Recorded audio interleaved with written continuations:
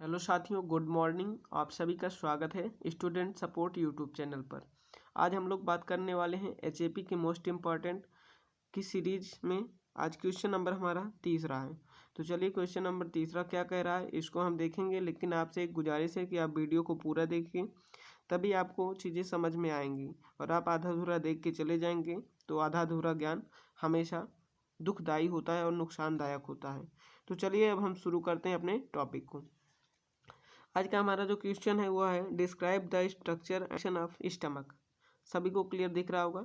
Describe the structure and function of stomach. तो यहाँ पर हमें फंक्शन भी बताना है और स्ट्रक्चर भी बताना है स्टमक की। तो यहाँ पर आप स्टमक का स्ट्रक्चर देख सकते हैं। ऊपर वाले यानी अपर पोर्शन को हम आइसोफेगस कहते हैं। इसके नीचे आपका कार्डियक होता है, कार्डियक के ही जस्ट बगल में फंडस होता है, ठीक है। और यहाँ पर आप कार्डियक की जो साइड होती है उसको हम बोलते हैं लेसर, ठीक है। क्या बोलते हैं? लेसर कर्वेटर्स, ठीक है।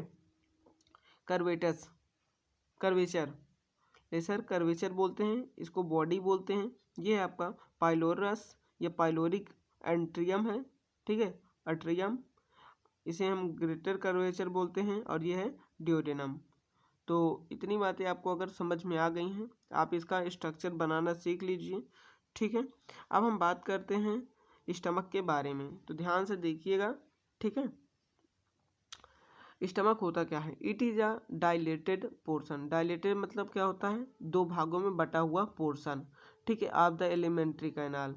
एलिमेंट्री कैनाल से दो भागों में बटे हुए पोर्शन जो हमारा होता है वो कौन होता है? स्टमक होता है। It receive food from the oesophagus. ये क्या करता है? आइसोफेगस से फूड को क्या करता है? रिसीव करता है। और स्टमक में क्या होता है? फूड कितने समय तक रहता है? ज़्यादा से ज़्यादा 30 मिनट्स, ठीक है। बातें सभी को क्लियर हो जानी चाहिए, ठीक है। It lies the upper part of abdominal cavity. जो ऊपर वाला हिस्सा होता है इसका, उसको हम एब्डोमिनल कैविटी कहते हैं, ठीक है। और नीचे वाले हिस्से को हम क्या कहते हैं? Left of the diaphragm. नीचे वाले हिस्से को हम डायाफ्राम कहते हैं। बातें सभी को समझ में आ गई होंगी। एक बार फिर से ध्यान से देख लीजिए। It is a dilated portion. यह एक प्रकार का डायलेटेड भाग होता है ऑफ द एलिमेंट्री कैनाल का। एलिमेंट्री कैनाल का ये डायलेटेड पोर्शन होता है, यानी जहाँ से हमें क्या होता है? जूस का सिक्रीशन होता है, ठीक है। यानी HCl हो गया, यानी जो हमारा डाइजेस्टिव एंजाइम्स हैं, ठीक है, उनका क्या होता है? सिक्रीशन होता है। बातें समझ में आ गई होंगी, इसीलिए इसे हम डायलेटेड कहते हैं। डायलेटेड पोर्शन होता है किसका? एलिमेंट्री कैनाल का। कौन? स्टमक। और यहाँ पर रिसीव होता है फूड कहाँ से?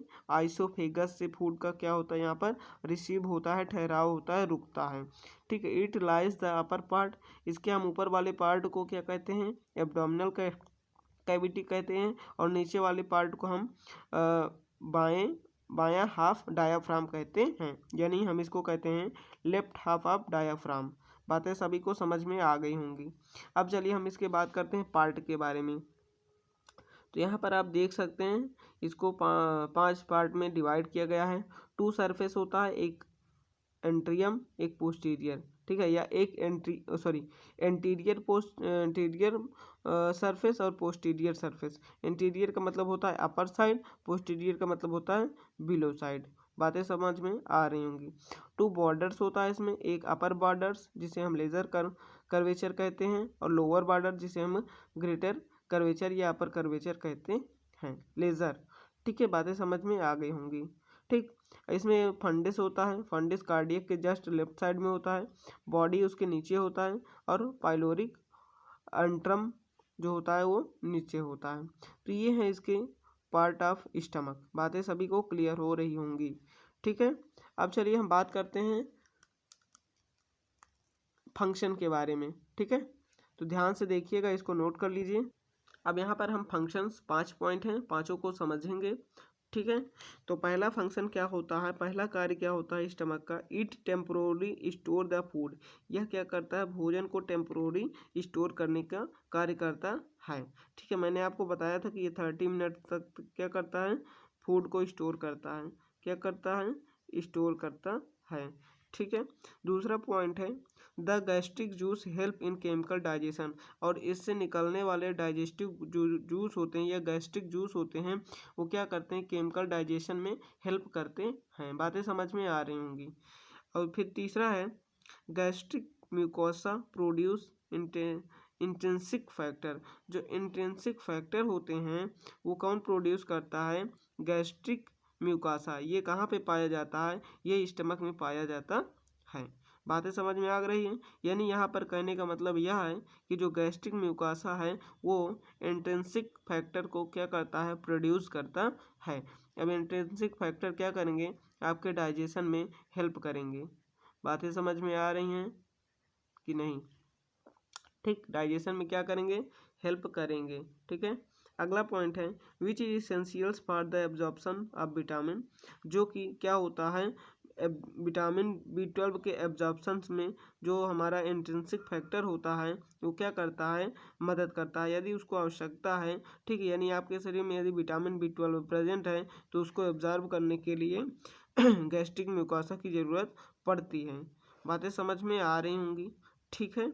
चलिए अगला लास्ट पॉइंट है हमारा आज के इस टॉपिक का, the acidic pH of the gastric contents.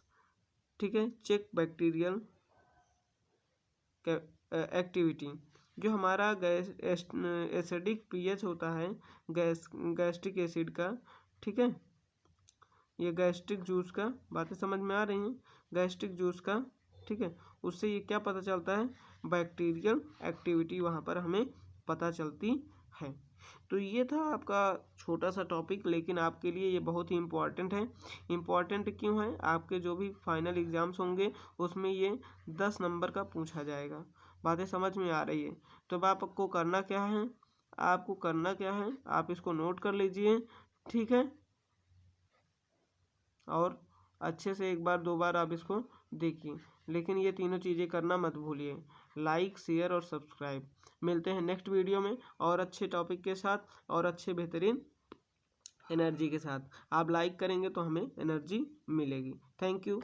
जय हिंद, जय भारत।